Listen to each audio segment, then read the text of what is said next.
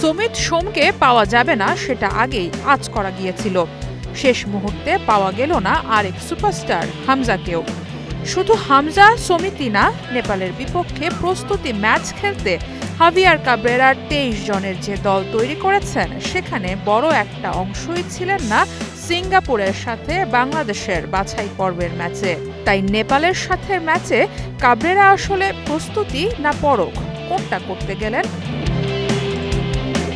সিঙ্গাপুরের ওই ম্যাচের স্কোয়াডে থাকা মেহেদী হাসান শ্রাবণ, শাকিল আহাদ, ফাহমিদুল ইসলাম, আল আমিন, শেখ মোরসালিন, মুজিবুর রহমান, জাহিদ হাসানরা বাদ পড়েছেন নেপাল ম্যাচের স্কোয়াড থেকে। তারা আছেন অনূর্ধ্ব-২৩ এশিয়ান কাপ বাছাইয়ের দলে।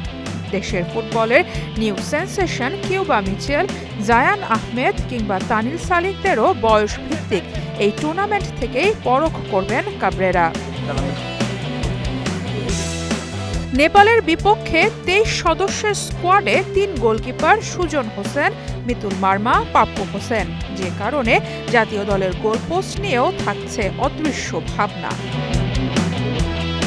ডিফেন্সে আছেন মেহেদী হাসান, রহমত মিয়া, তপু বর্মন, তাজ উদ্দিন, আবদুল্লাহ ওমর, তারিক কাজী, ইসা ফয়সাল, সাদউদ্দিন। এর মাঝে প্রথমবার জাতীয় দলে ডাক পেয়েছেন ফর্টিস এফসি ডিফেন্ডার আবদুল্লাহ ওমর সজীব।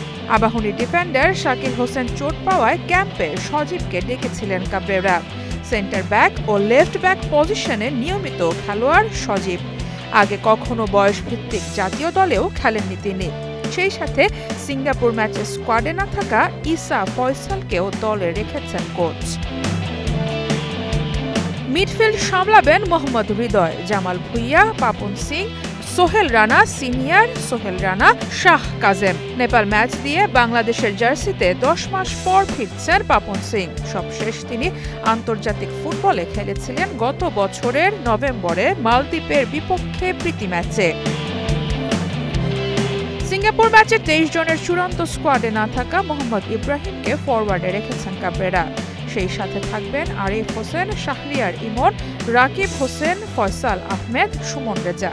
ফয়সাল আহমেদ ফাহিমকে নিয়েও শঙ্কা ছিল নেপাল ম্যাচের আগে। পুলিশ এফসির বিপক্ষে প্রস্তুতি ম্যাচে চোট পান তিনি, কিন্তু শেষ পর্যন্ত নেপালের ফ্লাইটে ঠিকই উঠছেন তিনি। এশিয়ান কাপ বাছাই পর্বে একদিকে যেমন কঠিন সমীকরণের মাঝে আছে বাংলাদেশ, আরেকদিকে হাভিয়ার কাবরেরার দল সাজানোর জন্য অপশন নেহাত কমও না।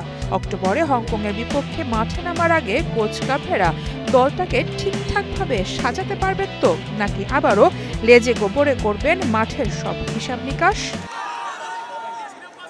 সারা মাহবুব, স্টার নিউজ।